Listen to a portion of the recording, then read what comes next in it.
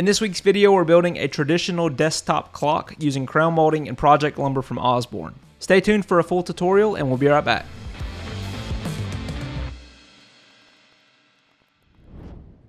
For this build, we're using the 5/4 project lumber from Osborne in beechwood. This will match the narrow crown molding and the dental molding that we're using that is also in beechwood. I found this really classic clock insert online that I thought would be perfect for this build. We're going to build a box using the 5/4 lumber and cut out a circle in the middle that we can recess this clock insert into. I'll start by planing down the 5/4 lumber to roughly 1/2 inch thick.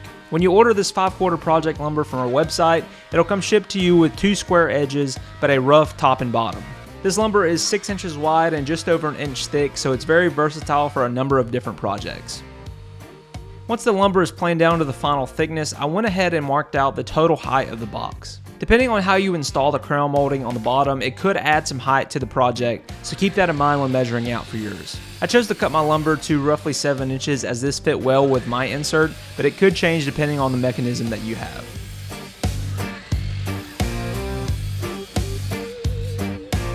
Once our lumber is cut to length, I took it over to the table saw just to get a fresh edge that will be better for finishing.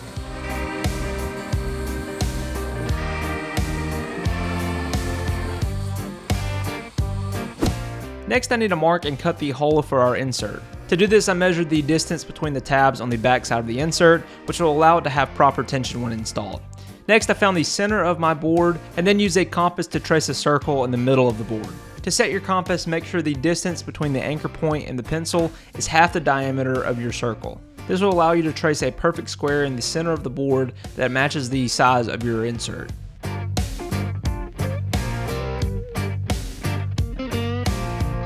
Once our cutout is marked, we can drill a couple holes in the center of the circle to allow us to use a jigsaw to cut out the shape.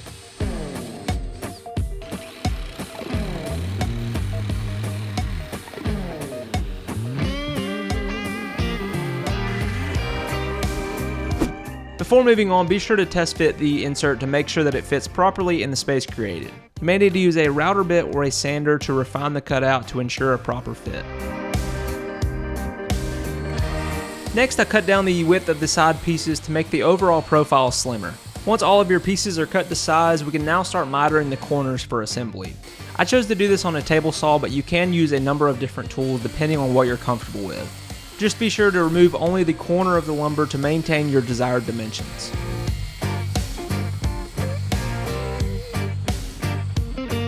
Now that our pieces are cut out, we can assemble them using wood glue and the painter's tape method. This is great for assembling small boxes as the tape helps with alignment and clamping pressure. I'll add some wood glue to each miter, then set the box to the side and allow it to dry.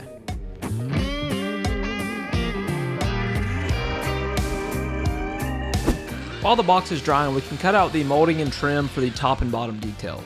For the top trim, I'm using the transitional dental molding from Osborne part 891665.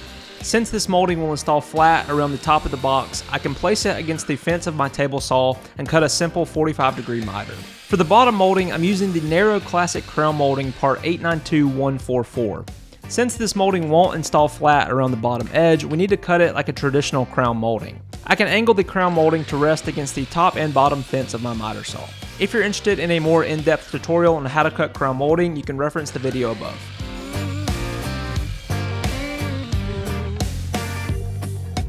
Once the molding and trim is cut to size, I'll apply it to the box using some wood glue and a pin nailer. A pin nailer will help hold the molding in place while the glue dries without creating a large hole to cover later. I'll line up each seam to be as flush as possible and install the top and bottom molding on all 4 sides.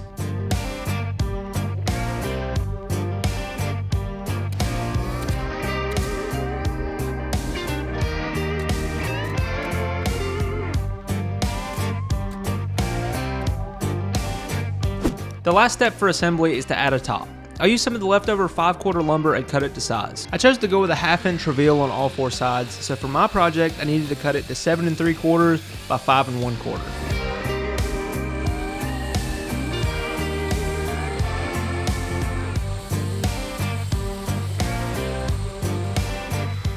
Before attaching to the top, I decided to add a small roundover on the top side to make the whole piece flow better.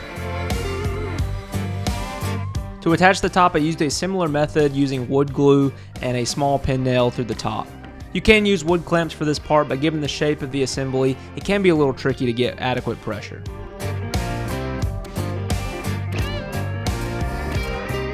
Now that our clock is assembled, we can add a quick coat of stain and take a closer look.